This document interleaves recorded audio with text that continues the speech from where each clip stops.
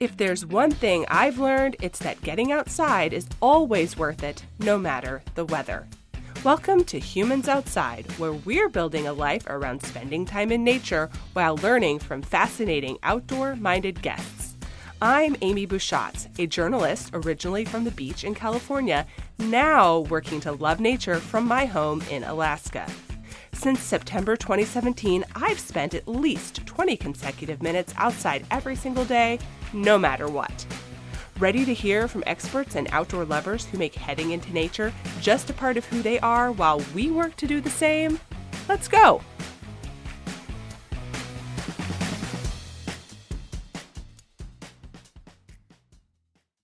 Mikah Meyer is not one to shy away from a big, impossible-seeming dream.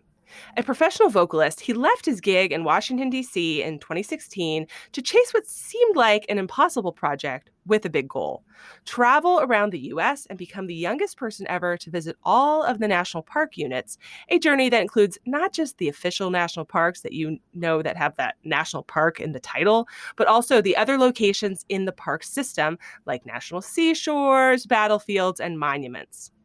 In 2019, he accomplished that goal after spending 3 years chasing the dream and raising money to make it happen as he went.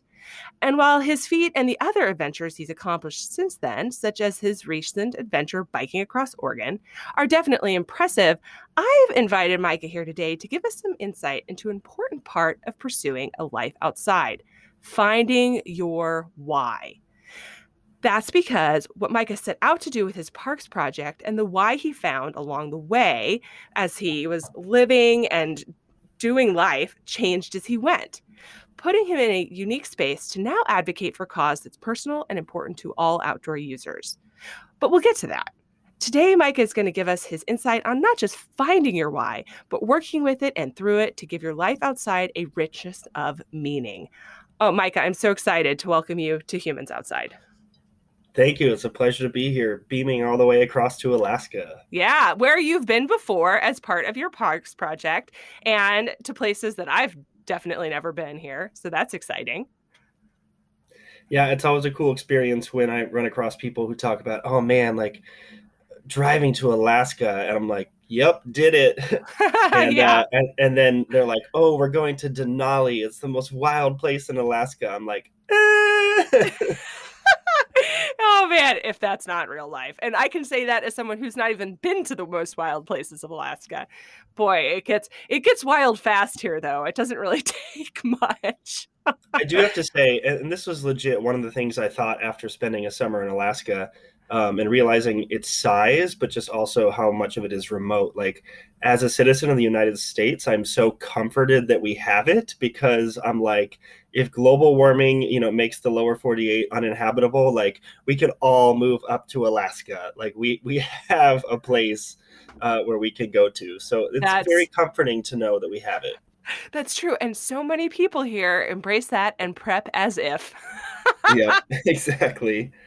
All right. So we love to start our episodes imagining ourselves in our guest's favorite outdoor space, hanging out, chatting with you in a space that you love, as if we were all in the same spot instead of beaming across the magic of podcasting. Okay. So if that was the reality, where are we with you today?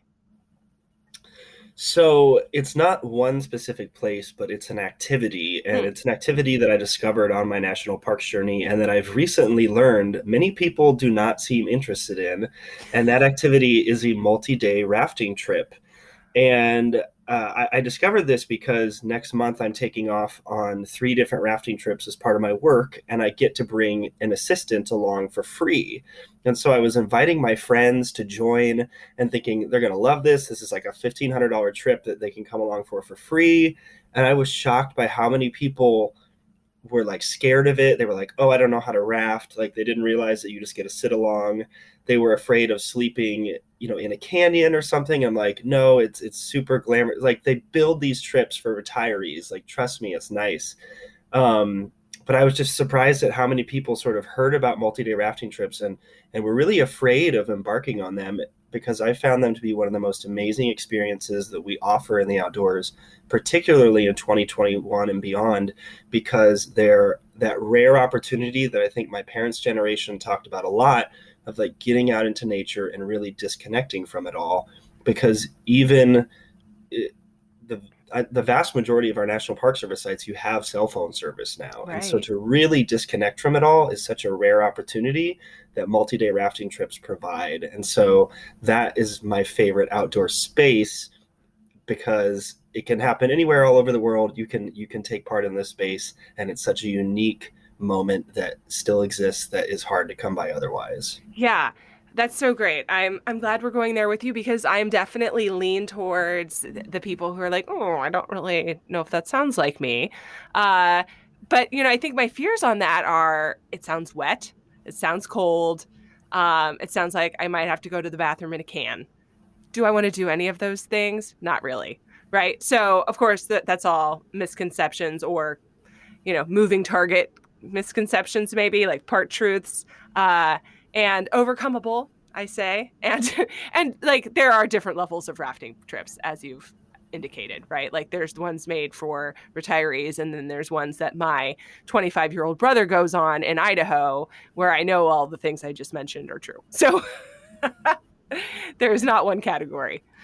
I Um, mean, they really do sell it well when they say, like, yeah, you're using the bathroom in a place that, or on something you might not have ever expected, but I can guarantee it'll be the best view you've ever had while you've done it. yes. Yeah. Yeah. Not to get too in the weeds. I mean, pun intended, but Larry, yeah. yeah, but we have something of like a private competition here with my friends on where that might be for you, Oh, yeah. Hmm. because there are a lot of great views here. So who's done the best one? But anyway, I digress, I say. So okay, first of all, tell us about how you became someone who likes to go outside. Like, how did we even get to this point where you're begging people to go on rafting trips with you? It's funny because I think if you look at my background, you would assume that I'm probably one of the least outdoorsy inclined people that should exist. I grew up in Nebraska, which is one of the flattest states in the country. My dad was a pastor, so he worked on the weekends, so we never went on like family camping trips. And I am a classically trained with a master's degree male soprano. So if you sort of looked at my background, you would assume like this is not someone who enjoys the outdoors, which I speak very openly about, because I think we do sort of get hung up on this idea of like, oh, I'm not an outdoorsy person. I don't Mm, look the right way, or I don't have that experience. I wasn't in the scouts. And oftentimes we talk ourselves out of really amazing experiences, kind of like these rafting trips with my friends.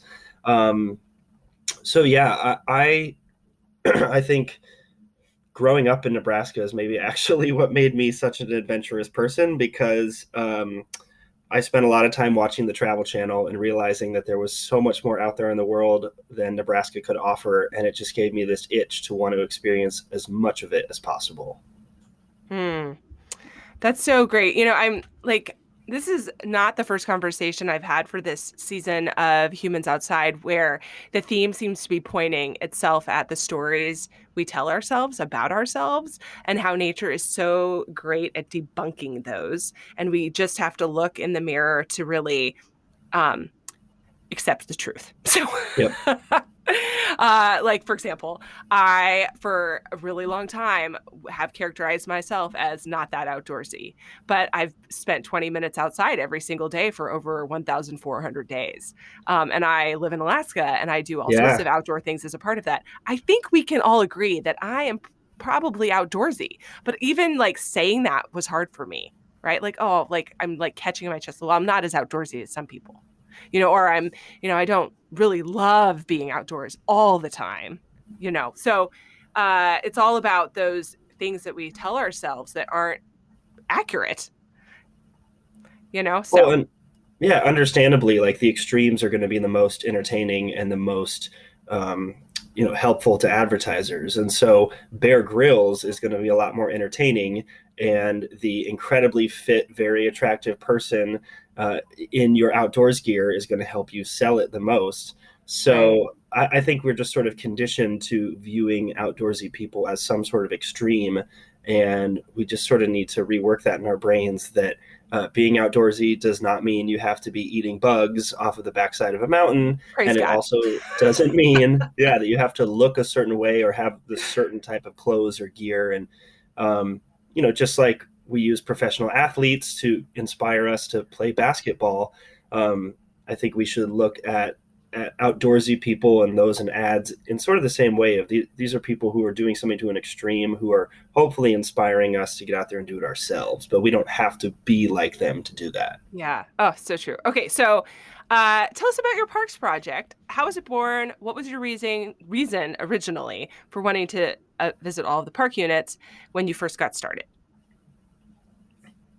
Yeah, so my dad passed away from cancer when I was 19, and he was just 58 Mm, after a 3-year battle with esophageal cancer. And it really sent this important message to me that, oh, we're not all guaranteed to make it to 65, where you're able to retire and do those things that take more than 2 weeks vacation. mm, And my dad loved road trips. So a few days after his funeral, I took my first ever independent road trip as a way to heal from sort of the past 3 years of chemo treatments and mm, radiation and surgeries, and really found a healing experience through that, and vowed to myself that I'd do one road trip every year for the rest of my life around the time of his passing. mm. Which, when I finished that master's degree in classical singing, all of my friends were like, okay, it's time to move to New York.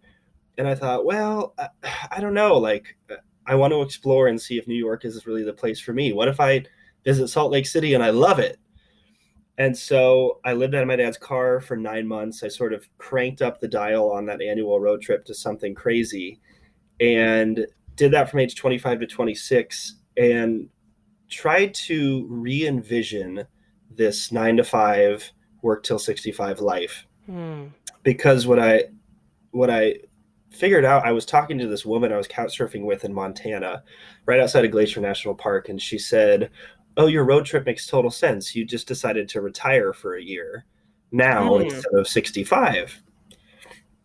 And so as I was driving around the country, I started to think about that a lot, and I thought, well, yeah, if I took 1 year of my retirement from age 65 through 75 and I inserted it every 5 years in my life, 25, 30, 35, 40, etc., then by the time I reach 75, I'll be caught up with my peers. But if I die at age 58, like my dad, I won't have lost Mm. out on retirement. I'll have had 7 years of retirement sprinkled every 5 years. Mm. And so basically, this parks journey came about when I turned 28. I was like, "Oh, Micah, it's time to buck up or shut up. Like, are you gonna do this theory that you've come up with for your life, and see if it's like plausible or not?" And I'm like, you can't tell this idea to other people if you don't do it yourself. So Right. at 28, I was like, what do I want to do? What's on my bucket list? And I had a campus pastor in college who'd always talked about his life goal was to visit all the national parks. And I said, you know what? That's what I want to do. And I'm going to do that when I turn 30. Yeah. Oh, so cool. Okay, so along the way, like as you went through that journey, I mean, which was not, I mean, not a short trip, right? And lots and No. lots of things we could talk about making that possible and the moving, all of the intricacies of that. But throughout that, you developed a much bigger purpose and your what has become your advocacy passion. Um, so tell us about that and how you went, maybe an overview of how you went from chasing this dream to, put your money where your mouth was, sort of, right? Into something entirely different. Well, the initial goal was really just to share this message that I had learned in a hard way with Mm, my peers in a way that was less hard to learn it. Because as I traveled and as I met people, I realized that people my age in their 20s seemed to think they were guaranteed to live forever, or at least until 80. right. But when I met other folks who were of retirement age and beyond, they were all like, "This is so smart that you're doing this." Like, I've had so many friends die young. And so the initial idea with this road trip was maybe I can do one of my bucket list goals to an extreme degree such that it'll get media attention and social media attention. And then I can positively share this message with other people so that they sort of don't make the same mistake, Right. and miss out. And sort of funnily enough, people really hated that message. I got a lot of I got a lot of What you hate mean? The mail. people are like the end is near. Doesn't play well. I mean, when you put it like that, yeah. Um, I just got a lot of nasty emails from people who called me a trust fund kid, and I'm like, Oh, do you know how much money campus pastors make? It's like less than public school teachers. Like, I think maybe they thought my dad was Joel Osteen or something. yeah. But it was just people were really mad at me, and I think a lot of it comes from this idea of like, it's not fair that you get to do that and I don't Mm, get to. Because when I see these articles about youngest person to visit every country, that's my first thought too. I'm like, what a trust fund brat. Like, right. but ultimately that comes from a place of frustration in my own life that, well, how come they get to do that and I don't get to do that? Yeah. So yeah, it was initially sort of tough going, trying to figure out how to get that message out. But in sort of a beautiful poetic sense, that message changed in a way that I never expected, but as I would come to learn throughout the course of the road trip, was actually way more honoring my father and honoring the lessons of his life than I even guessed when I started. Yeah.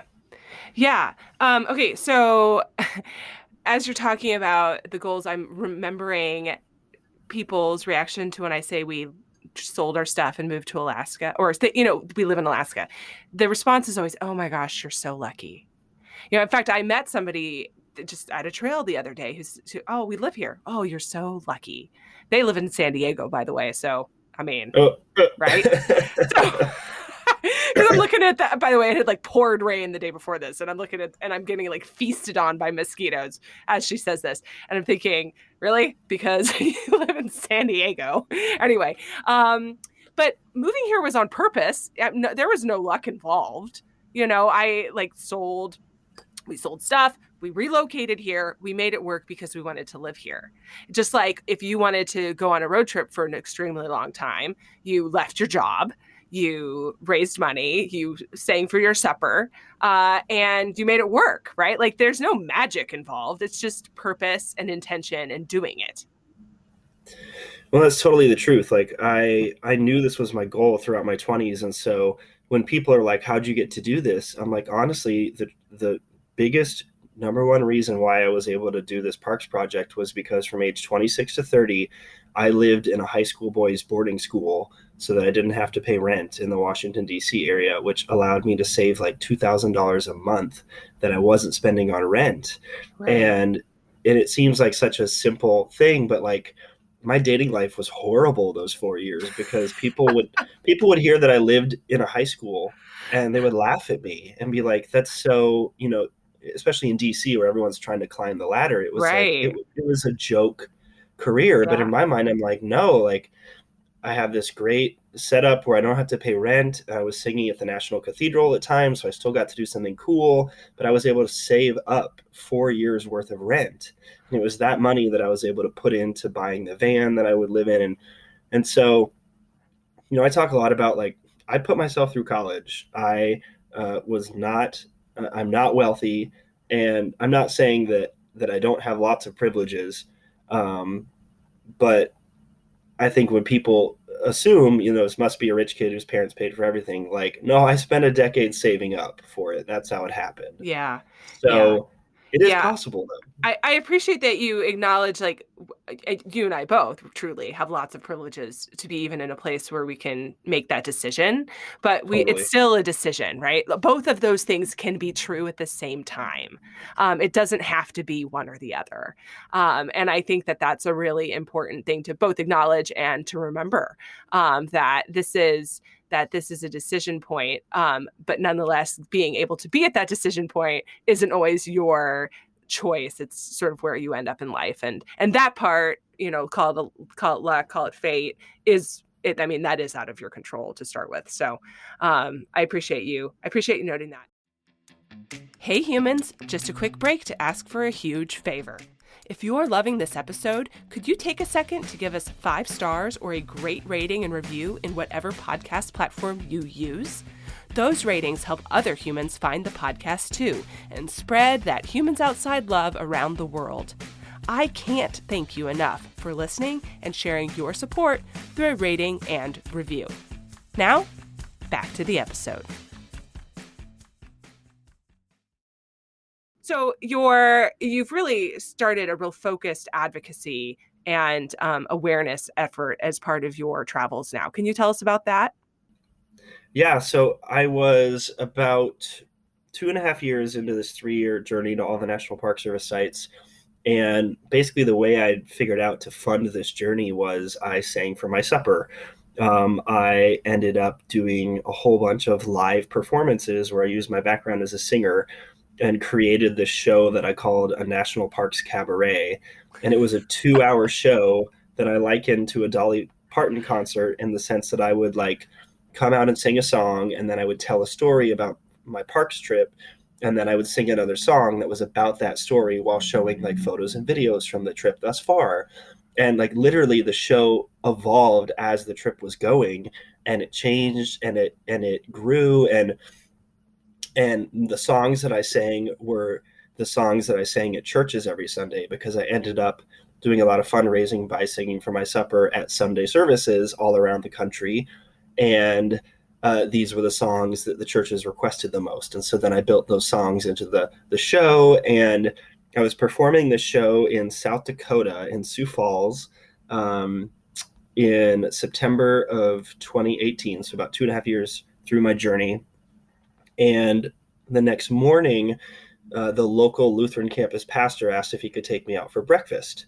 And so this was the guy that basically had the same job that my dad had at the University of Nebraska, except he did it at a university in Sioux Falls, South Dakota. And we were sitting there over our pancakes, and he said, what I love so much about your story is that it's exactly what I'm trying to teach my students about this idea of vocation. And a vocation is a very important word in my Lutheran heritage, because a vocation is not a career, it's not a job, it's a life's calling. Right. And that life's calling is the intersection of your greatest talents and the world's greatest needs. And they come together to form your vocation. And he basically said, I try so hard to explain this concept to my students, but your trip is living proof of not only finding your vocation, but how you should find your vocation. And he said, so often people think when they're trying to find their life's purpose that they need to study their own navel or listen to their innermost thoughts. But what Martin Luther spoke about on the concept of vocation was that we actually find our life's purpose by listening to the calls of the world and what they're asking us to do with our talents, and then reacting to those. And as he described to me, he basically said, you started this parks journey with one goal, but then you discovered that the outdoors industry and outdoors culture was completely lacking in any sort of LGBTQ plus representation, and stepped into that moment of being vulnerable with sharing your own story as an openly gay man and leaning into that, even if it wasn't your original intention, because it's what the world was asking you to do through these thousands of messages I got on Instagram of people explaining to me what it meant to them to see a member of the community being openly gay and outdoorsy, something that is not very common in the culture at all.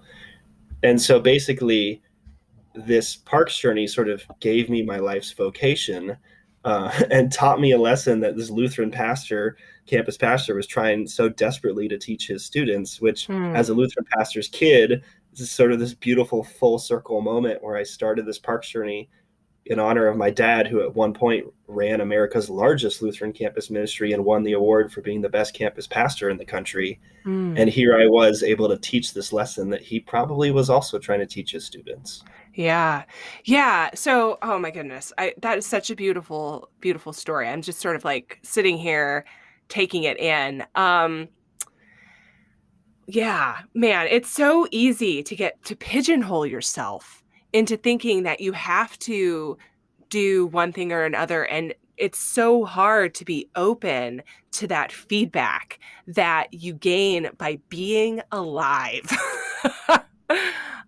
It's the hubris of youth, right? Like that we think that we have to have everything figured out. Yeah. Well, and people talk about my parks journey now, and I think, thank God I was such a Pollyanna and just like believed I totally, like, I had only saved up one-fifth the amount of money it would take to pull off this journey. And I just looked at YouTube and Instagram and saw these people like getting sponsorships and crowdfunding to travel the world. And I was just like, okay, I'll do that too. And then 9 months into my trip, like, all I got was hate mail from people calling me a trust fund kid. And I was like, oh shit, like, this isn't working. I'm effed. Yeah. And, and, and then sort of discovering a way to stay alive on the road, and through that discovering this vocation. And in some senses, like, my naivete was what gave me the spark I needed to jump on the road, and then I guess Right. tenacity to keep going. Who knows? Yeah. Okay. So, um, I'm wondering if you can talk about how, if at all, nature and spending time outside gives you a willingness or the ability to see that you could change your why, to an openness to shifting your perspective and finding that vocation. Well, one of the things I love the most about travel, there's a quote, and I don't know if it's incorrectly attributed or not, but I've seen it all over social media, and it's about, travel being, um, sort of the anecdote for prejudice. And basically, the more we travel and the more we meet other people, the more we realize how similar we are, and it makes us less afraid. And I'm totally butchering the quote, but it's that concept. And I think of something really similar when it comes to traveling, in the sense that, like my first road trip days after my dad's funeral, there's a big power in putting ourselves into different physical spaces, Hmm. in that it helps us open spaces in our hearts and minds that we might not be able to in our typical surroundings. And for me, I think I've discovered that in myriad ways. My first big road trip, the 9 month one that I took after grad school, was really pivotal in me sort of accepting myself as a gay man and coming out of the closet and being comfortable with that. And what I realized was, it's because I was traveling nonstop. So if I met somebody and they were offended that I was gay, I was like, I don't care. I'm leaving town tomorrow. And so sort of all these feelings of judgment and expectations that come with living in one place, growing up somewhere, going to school, I was completely void of that for 9 months, Hmm. because there, if somebody judged me, I didn't care because I was leaving town. And Right. so, like, that was a lesson I took from that trip. And I think whenever we travel, whether it's to a different part of our own state or around the world, it gives us that ability to learn something new about ourselves by being in new physical spaces. And so, Right. like, what better place to do that than the most beautiful places in America, our Yeah. national parks? Yeah. Okay. So the other thing I'm wondering is like, there's leaving, like having peace out is one thing, right? So I don't have time for your negativity because I'm literally leaving and I don't care. Yeah. But then there's also when you put yourself in wild spaces, there's naturally a lack of humans. That's the point. Mm, And mm, so there's just less potential for negative feedback.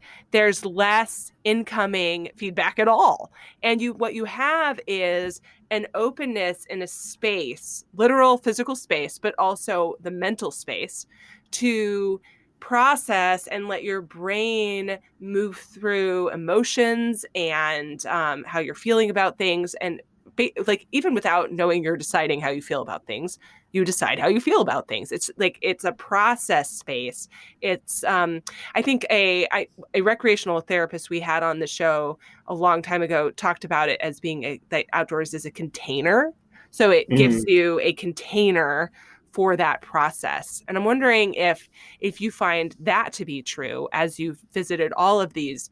I mean, there's national park wild spaces, and then there's the unit wild spaces, which are Yeah. legit like there's no infrastructure there. Goodbye. Yeah. Well, I think, people joke about, like, oh, I had this thought while taking a shower, and they're like, oh God, a shower thought. But I love shower thoughts, because we are so bombarded with noise in our life nowadays, whether that's the TV, the physical noise of the city surrounding us, or our neighbors mowing the lawn or whatever, or just the noise of constantly being connected. That at any moment, anybody you know can contact you through your cell phone, and we're just so inundated with stimulus Hmm. that I love shower thoughts because you're basically doing one thing, your body is sort of going in motion, and it allows your brain to explore in a way that I don't think we can normally. And whether it's Cheryl Strayed hiking the PCT or going out for a walk in your neighborhood, I think nature sort of gives us that same experience, and that it gives us a moment where we're focused just on, I'm putting one foot in front of the other, and your Right. body sort of goes into autopilot, and then it allows your brain to open up in ways that it can't when you're trying to manage your email and your kids and your homework and your job. And um, so I think that's sort of the greatest power that these wide open spaces have, and particularly, like you mentioned, those that are further off the beaten path. Because I remember being in Yosemite and having the most incredible sunset ever at Glacier Point and looking at Half Dome. And it was right after the fires of that Hmm. season. So it was only like 3 days after they'd even let visitors in. And at twilight, right after the sun went behind the mountains, like 90% of the crowd left, and there were only like 30 people left at one of the most popular sunset spots in the whole National Park Service site. And everyone was quiet except for these like four teenagers. And I turned around and I said, "Hey, I've been traveling the parks for the past 2.5 years. You have no idea how rare this moment is. Would you guys mind just being quiet for like 60 seconds so we can all have this experience of like total quiet and just nature sounds while we have this view?" And right away, one of them screamed back, "No!" And they all laughed. And it was Yeah. frustrating because I had been to those other places where I'd had these amazing views. Hmm. And because they were less popular parks, there was no screaming child, there was no Right. car radiator or whatever. And, you know, those are the moments that take your breath away. Yeah. And whether it's those or just strolling along on a path, like, I think putting ourselves in those physical spaces allows spaces in our hearts and minds to do things that they wouldn't otherwise. Right. So I'm thinking about the fact that it's possible to find those sort of quiet, wild moments in spaces that are closer to home. Mm-hmm. When I love talking about the national parks, and I'm like legitimately obsessed with collecting park cancellation stamps. Let no one deceive you. This is a thing. But at the same time, I want to remember that I don't have to go there and legitimately will not get my stamp if I don't, but it's okay. I don't have to go there to find that. Even in city spaces, you can find a corner of a park where you can either tune out those noises or be further away from some of those noises and Yep. have that moment. It may not be, it will definitely not be that view at Yosemite. Like, okay, let's acknowledge that, right? But it'll be what's available, and it is available. I'm thinking, I used to live in Washington, D.C. And so, it's very, just like you, right? So it's very, very chaotic there, right? Lots of people. Everyone seems like they're in, it's not just like city hurry, it's like world, world is burning hurry. The Yeah. way people feel there, right? Everyone feels this tremendous responsibility to change things right now. Like literally not right now, 5 minutes ago. You're late Yeah. now. Yeah. And and even there are spaces that you can go to that are have that quiet moment. I'm thinking about a corner of the National Arboretum, Mm-hmm. um, or the a part of Kenilworth Gardens. Yep. These or even the garden right next to the, I'm totally blanking on the name, that it's a greenhouse, botanical gardens maybe, right next to the Mm-hmm. Yep. Capitol building, right? Like it's pretty quiet in there, and if it's not, they've got like the misty thing going on, so there's some white noise. Yeah. Yeah, so like uh my friends and I used to work out of the DC City Council building, and there is a little park area right outside the Reagan building with like this, it's like a cavernous um, waterfall, like you walk down Mm. into it. Okay. And my friend called it the Oasis because it's a very fancy name. But like there would never, I mean, even in the middle of the workday, there were very few people down there. And it was almost like this hidden enclave right next to the White House area, you know? So like these places exist. You just have to be purposeful about finding them. And that can be really hard. And then the other thing you said that I really resonated with was this idea of having your shower moment outside. I find that when I'm running, literally putting one foot in front of the other. And that might just be because Totally. that is the longest period I spend outside, right? Is when I'm going on a long run. But I also find it sitting in front of a fire, stock still, right? Or watching water just move. And your brain sort of like goes into this place, like somewhere else, where it's just like moving through this process of stuff. And it is the most magical feeling. I cannot tell you how many like hard problems I've figured out in those moments without even knowing that I was trying to figure them out. It just happens. It's great. Meditative. Yeah. Yeah. Yeah. Oh, it's everything. I don't know how else to describe it. It's like a Sounds like drug. an sounds like an amazing multi-day rafting trip to me. All right, all right. I'm gonna send this to every friend that said no. Oh man. Okay. So, do you think that this ability you learn to find that calling and to have that purpose and to shift your focus while doing these journeys, that practicing that outside made it easier for you to do on a micro level inside? Is that like a growth skill set that you can now take home? I mean, I think it's this idea of just shifting your perspective that I Right. like the most. Is it's so easy to get caught up in this idea of I mean, like the American dream is to go to K through 12 school and then go to college and meet your spouse while you're in college and then get a job and then do that job and climb the corporate ladder and buy the mortgage and get a nicer car and get a bigger house. And then next thing you know, you've retired and, oh, sorry, you got cancer and died. It's like we take so few times, I think, understandably, because life is hard. And this is sort of the way that our society has figured out to like pay the bills and pay your health insurance copays and all that. But I think any opportunity to sort of shift your perspective and just take a moment and pause and say, this race that I'm running, is this the race I want to be running? Is this the way I want to be running it? Hmm. Can help so much to make sure that you're on the right path that you really want to be on. Yeah. Yeah. Oh, that's so smart.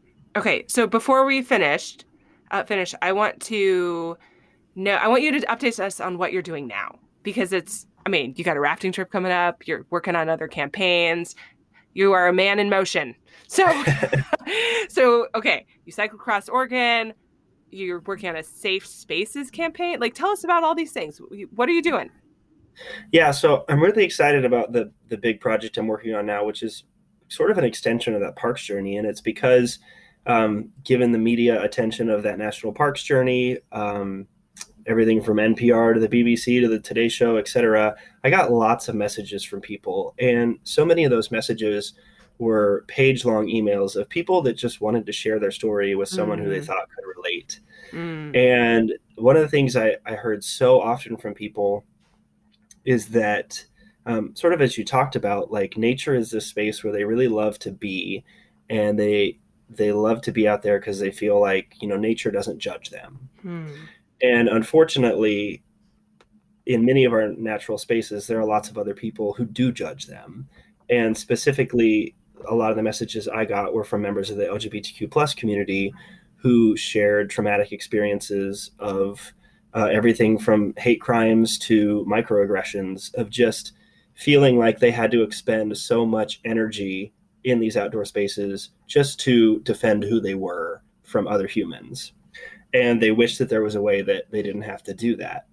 mm, And for anyone who doesn't understand what I'm talking about, I want you to imagine, going into a room where you're the only person of your gender, and there's 1,000 other people of the opposite gender, or you're the only person of your race and there's 1,000 people of the other race, or you're the only person of your religion and everybody else is a different religion, or anything where basically you are sort of feeling like a fish out of water when it comes to being somebody who's not of the dominant culture. And that's what so many people were expressing, and it sort of feeling like a weight on their shoulders that made it harder to be who they were. As we talked about with my parks road trip, when I didn't have the judgment of my teachers and my parents and my peers, I felt so much more free to be myself and learn who I was. So basically people sort of yearning for that experience. And as I thought about what I could do with my experience and my platform to help those people, I came up with this concept called the outside safe space. And it's inspired by the upside down pink triangle safe space symbols that some teachers put on their doors to indicate that that teacher is a welcoming and accepting person for LGBTQ plus youth. And it takes that same idea from being on doors, indoors, to being outdoors, to being outside. And it's a symbol that I made that is a tree that's completely made out of triangles to honor that original symbol. And it's got the rainbow flag in it, the bi flag, the trans flag, and a tree trunk of all different skin tones to show that people of the LGBTQ plus community come from all these backgrounds. And basically, what I do is I ask allies to wear that pin on their backpack or wear that sticker on their water bottle or their outdoor gear, so that if you are one of those people that comes across somebody in the outdoors and assumes traditionally, this is somebody who probably won't be accepting of me, that you'll be able to see that symbol and instantly know this is somebody who welcomes me as I am. I can feel more comfortable being myself around them. And so to promote this outside safe space program and hopefully get people to buy in and wear these pins and stickers, I'm doing what I learned from my national parks journey, and that is doing epic adventures that get media and social media attention, and then using those to share a message. And so whether it's running across Minnesota or running across Mississippi, as I did this past winter after my followers voted it the most homophobic state in America, biking across Oregon this past spring, or these rafting trips that I'm leading next month that are only for non-straight people. So the idea is to take a queer space and insert it into a culture that's almost exclusively heteronormative space, and see how that allows people to open up. But basically everything I'm doing, that whole long rant, was in promotion of this program and helping make our great outdoors the great outdoors for everyone, even if they aren't traditionally part of the culture. Yeah. Yeah. Thank you for sharing that with us. And this isn't going to air in time for anyone listening to jump on that probably most recent or most soonest rafting trip. Sometimes I Oh, they're just all sold cannot out. talk. And So they're all it's sold okay. out. Okay, well then Yeah. never mind. Yeah. Sorry guys. Hope you have but post-trip FOMO. But it wouldn't matter Well, anyway. we hopefully will do more if people, find my Instagram or Facebook and follow Yeah. along. Like, the idea is that these were sort of a test to see how they work, and we sold out really fast. So Cool. hopefully that means that we'll be providing a lot more of these in the future. Yeah. Yeah. And for those listening, you can find all of Mikah's Instagram and social media stuff in the show notes. As always, we've got links to our guests' details there, so that you can connect with him or her in whatever way is your preference. But those will be in the show notes. So, okay, Micah, thank you so much for sharing what you're doing now with us. And thank you so, so much for sharing your journey to finding your why and just the advice for doing that. This is definitely something I'm going to be chewing on myself for a long time. I actually have a long run. Well, I'm training for a very long race, which by the time people hear this will be over, and hopefully I will have actually done it. Nice.